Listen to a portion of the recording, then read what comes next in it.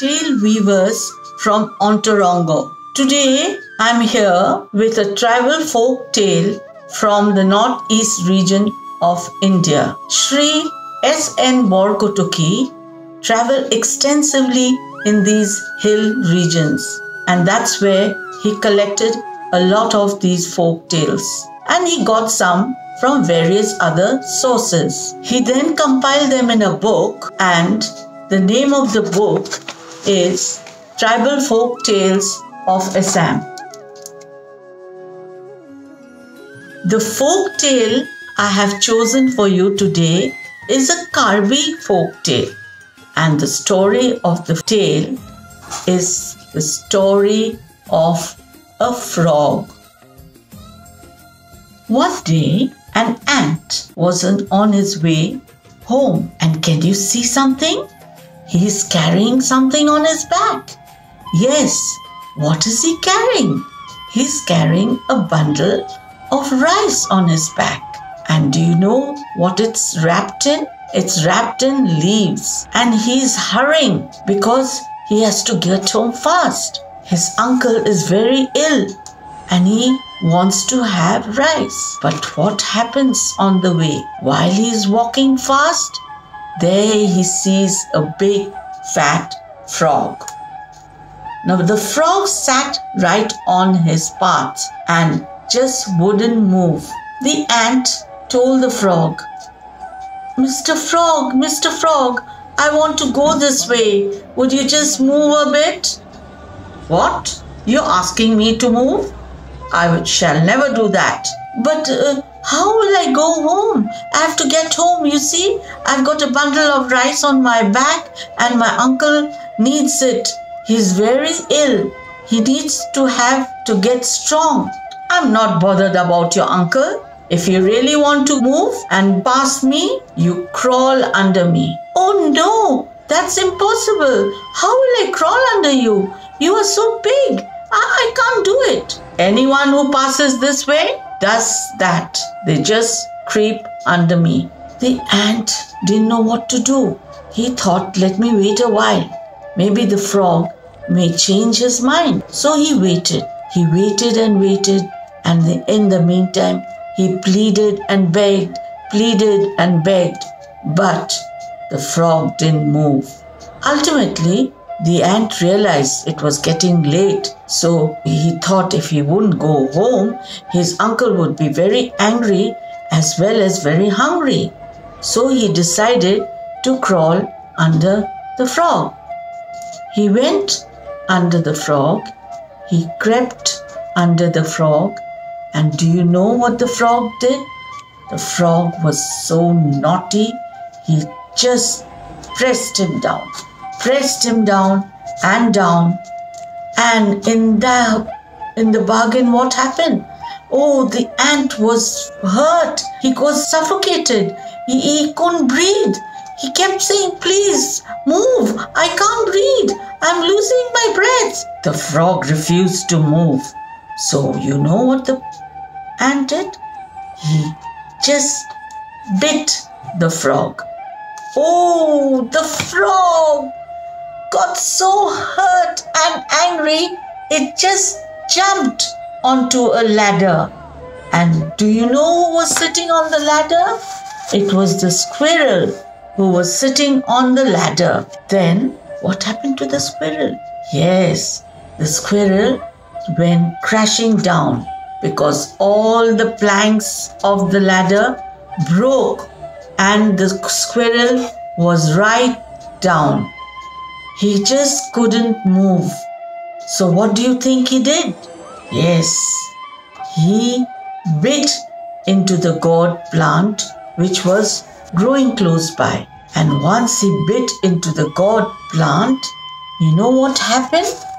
The gourd which was on the plant came down and fell on a wild boar which was going past. It came and fell, and the boar gave such a scream. Ah! And the boar screamed. He got very hurt. Yes, the boar got hurt and he too got angry. The wild boar screamed because it hurt him. And then what do you think he did? He went running here, there, and suddenly he saw something in front of him, not realizing. He went and uprooted it, and it was a plantain plant. And once he uprooted that, the plantain plant lost its balance and it fell on a sparrow's nest. The sparrow was sitting on its eggs, and the sparrow too got frightened and angry, was very angry. All his eggs got broken. So it went flying about. And where do you think it flew? It flew right into deaf elephant's ear. The deaf elephant got angry and it went running wildly. And what do you think it did? It went and uprooted a big, huge rock. And once this rock was uprooted, the rock also got angry and it went rolling down the hill. It went rolling, rolling, rolling. And what happened? Do you know what happened? The king's son got killed. Yes, this king's son got killed. And what do you think happened after that? The king called the court and asked all the people if they knew what had happened. He was very sad and he wanted to know who had killed his son. So everyone said it was the rock. The rock was then called. The rock came in. Your Majesty, yes, I did kill your son, but it wasn't my fault. I was just standing there and suddenly something came and uprooted me. It was the deaf elephant who came and uprooted me. And having lost my balance, you see, I have no hands or legs to stop myself. I went rolling down the hill. The king understood what had happened. So he said, go and call the deaf elephant. The deaf elephant came to court. The deaf elephant told the king, yes, I did uproot the rock, but it wasn't my fault. You see, a sparrow came right into my ear and I lost balance. I couldn't see where I was going. So in the bargain, I went and uprooted the rock. The king then understood that it wasn't the elephant's fault. So he called the sparrow. The sparrow was called and the sparrow came in. You sparrow, why did you do such a thing? Oh my lord, that's not my fault.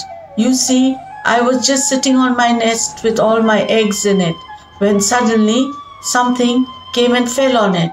And you know what it was? It was the banana plant. And I got a shock. And also my eggs broke, so I was angry. So I just couldn't control myself. I went flying blindly and I went into the blind elephant's ear, not knowing where I was going. The king then understood the problem and then realized that it wasn't the sparrow's fault and he was asked to go.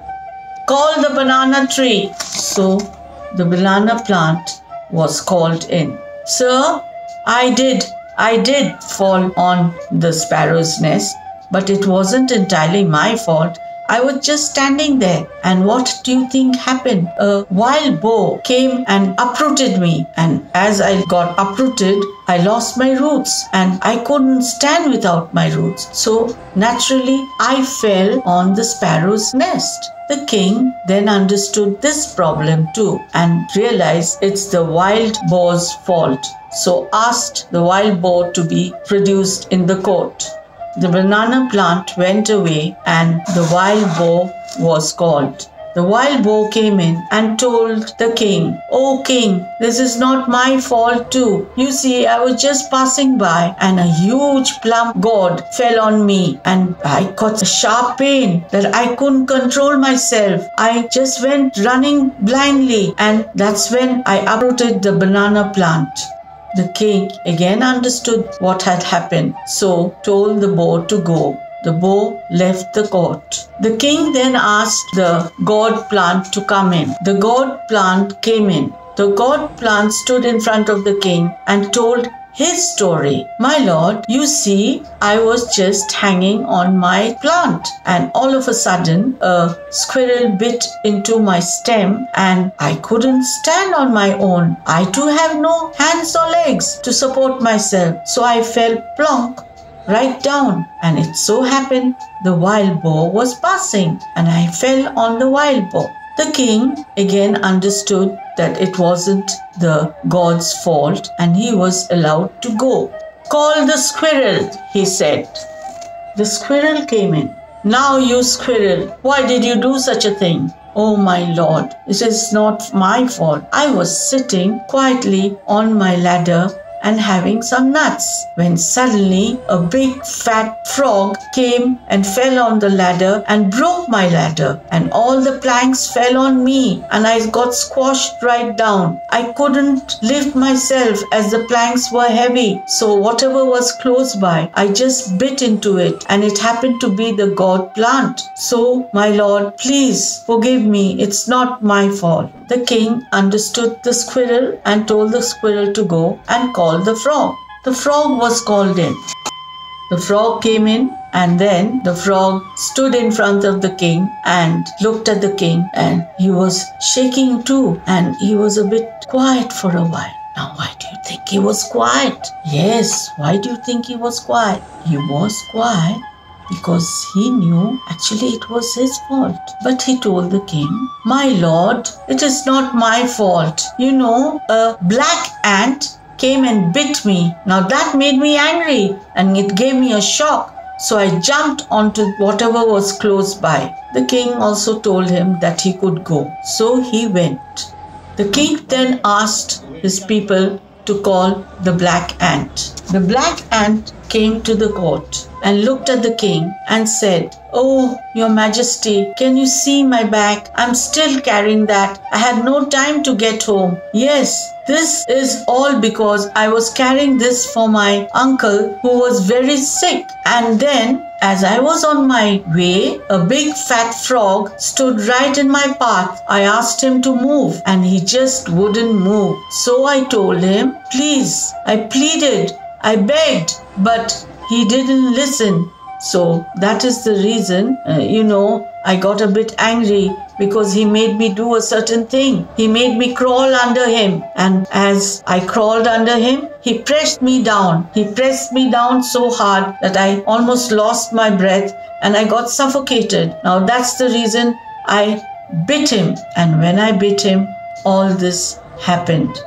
The king understood what had happened. So he thought, I must punish these people, both these creatures, the frog and the ant. So he called his people and told them, get a strand of hair and tie it in the middle of the ant's body as tight as ever. And then take the leaves of the nestle bush and beat the frog all over. Now that was done. And do you know what happened? The ant's stomach was tied tightly with the hair, and they tied it so tight that he landed up having a small waist. And this is the reason why these black ants have small waist. And what happened to the frog? What do you think happened to the frog?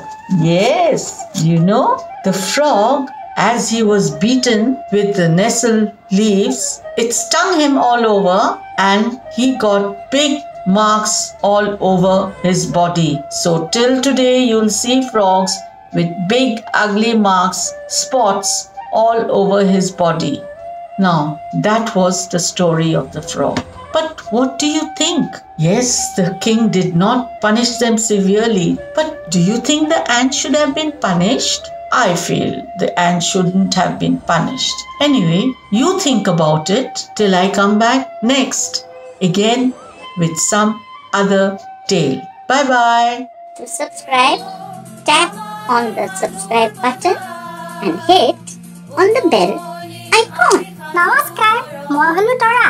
মই আপোনালোক সকলোকে অনুৰোধ জনাব বিচাৰিছো, ককা আইতা বৰ্তা বৰ্মা জেঠাই জেঠু মহা মাহী মামা মামী পেহা পেহী আৰু আংকেল আণ্টি আৰু মোৰ বন্ধুসকল আমাৰ সাধুঘৰ নামৰ এই ইউটিউব চেনেলটি আপোনালোকে যেন অনুগ্ৰহ কৰি ছাবস্ক্ৰাইব কৰে আমি সদায় ধুনীয়া ধুনীয়া নতুন নতুন সাধু লৈ আহিম ধন্যবাদ